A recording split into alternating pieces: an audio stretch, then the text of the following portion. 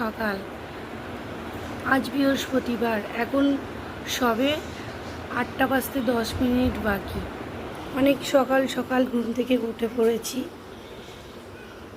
ছেলে এখনও ঘুমাচ্ছে। ভালোবেসে ছেলের নাম রেখেছি পিও। আর ওই দিকে আমরা বিছানায় শুই না, খাটে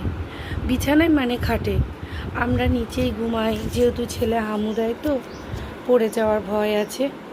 এই দিকে আমার স্নান হয়ে গেছে সকাল সকাল। এখন ছাদে চলে যাবো জামা কাপড়গুলো মেলতে। ছাদের রাস্তাটা ভীষণ, সিঁড়ির পথটা অন্ধকার, দরজাটা বন্ধ আছে।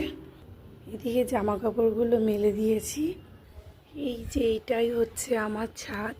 আর আমি কিছু গাছ লাগিয়েছি এখানে, ফুল গাছ, যাতে আমি ঠাকুরকে ঘরের ফুল দিয়ে পুজো দিতে পারি।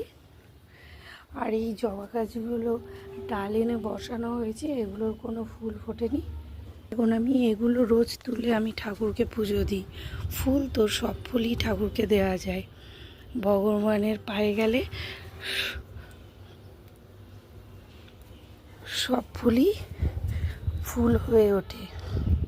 আমি সব রকম ফুলই ঠাকুরকে দিই। এটা আমার ছাদে আমি গাছ লাগিয়েছি ঠাকুরের জন্যে। এই ফুলগুলো আমি ঠাকুরকে দিই, আলাদা করে আমি কিনে আনি না।